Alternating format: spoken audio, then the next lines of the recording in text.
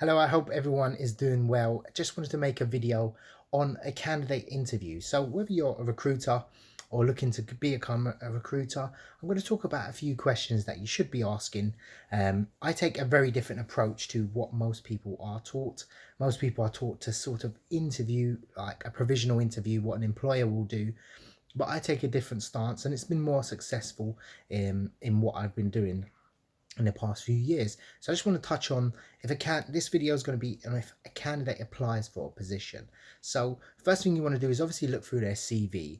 You'll have the job brief or what the employer is looking for at hand as well. So if the employer says, look, we need 5 years experience in this sector, that's what you want to look at. It's going to be quite broad what I'm going to talk about, because it's going to be very dependent on your industry and the job itself, what you'll be recruiting for.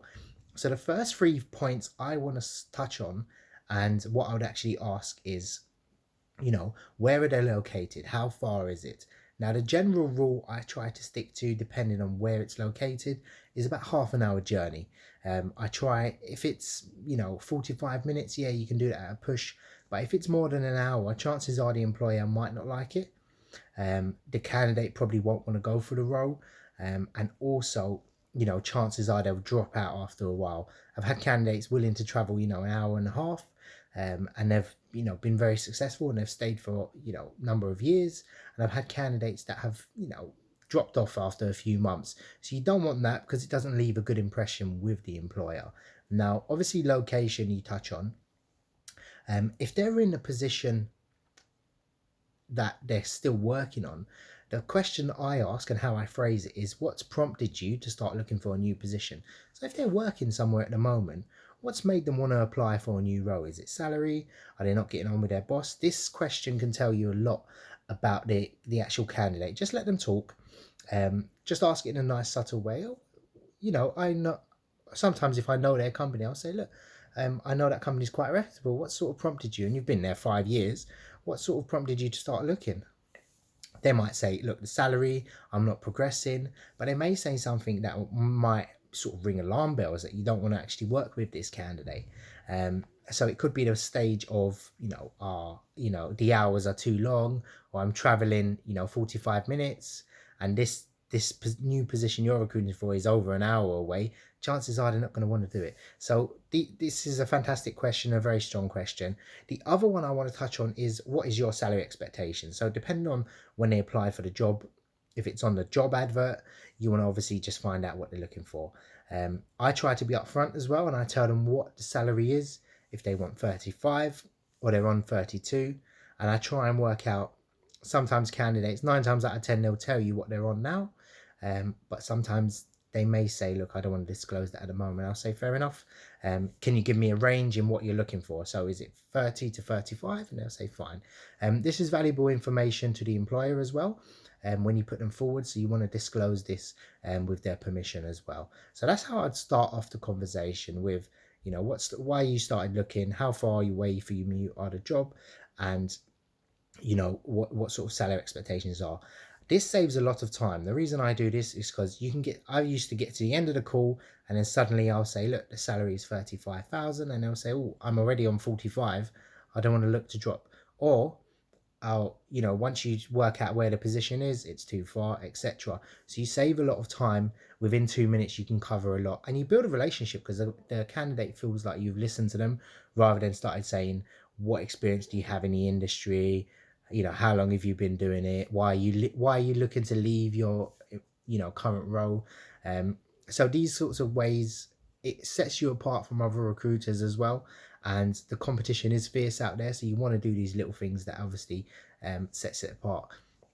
After that, I'd want to look to explore, and I take the lead on it. I don't ask them questions that can be condescending, especially if it's a very senior or more experienced person.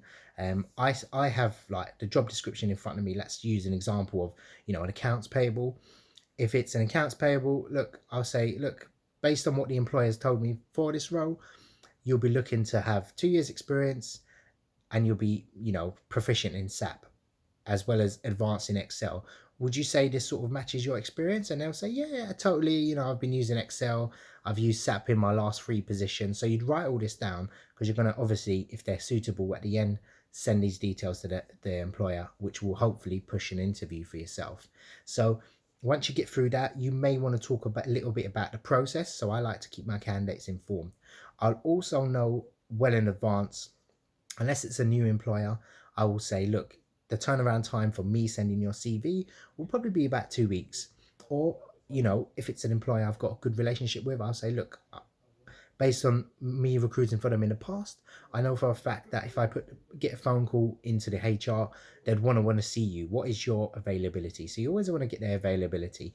And naturally, I used to have a script in front of me with a few points. So availability at the end, when can you interview? If it's quite difficult for you to actually get an interview with this person, can you take, if they say, look, I haven't got any holidays left, which sometimes can come up in the end. If they say, look, I haven't got any holidays left, can they do an out of hours interview? I'll usually say, look, can you take a dentist appointment, or give their availability for the next few weeks, see if they can book any time off. I'll also go back to the employer and see if they can do an out of hours interview or weekend Skype provisional call. The main thing is you don't want to put too much pressure on the employer if this candidate isn't going to be, 100% going for the role. So these are the sorts of questions. Most of it will be related to the job, and you want to just tell them a little bit about the company at the end. If you do or do not want to disclose the company name, because they might apply direct, if they don't hear back from you in a few days, and the employer will say, we've already got this CV. So I try to either tell them what industry they're in. 9 times out of 10, if they're quite experienced in the industry and that local area, they'll know who, or they'll be able to work out who the actual employer is. So I find it builds a level of trust as well. And I also tell the candidates, I'll be dealing with your application. I've got a good relationship with them. No need to apply direct to them. The process will be much faster through myself, because I got a direct line into the HR managers over there. So hope this helped. Hope if you've got any questions, as I said before, it's going to be very dynamic from, job to job, person to person, and you want to sort of feel, the key points are, you want to feel this person is actually interested in the role, they're very suitable, and they're going to be committed, especially when, in this stage, everyone's going to be pretty much committed. But going back, the unemployment was about 2-3%. With that, a lot of people aren't struggling to find work at that stage, so it was very much about finding a candidate that can actually do the role. A lot of the times, good candidates or candidates that are in demand will have other recruiters calling, so you do want to put them forward beforehand, and then touch on there. So hope this video helped with relation to what recruiters need to ask candidates, when you're initially interviewing.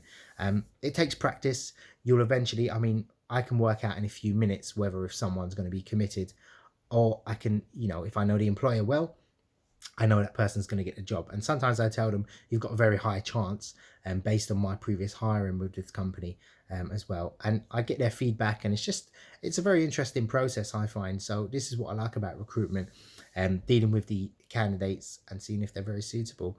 And it's a very time consuming role, and you don't want to waste too much time. So you really want to home in on this process. And I've really seen some really good recruiters do this. And I think, I take the element of building a long-term relationship with my candidates as well. So I don't have to search anymore. I'll eventually have a database of candidates I've placed, and that's where the real money is in. So I hope this helped. Any questions, let me know.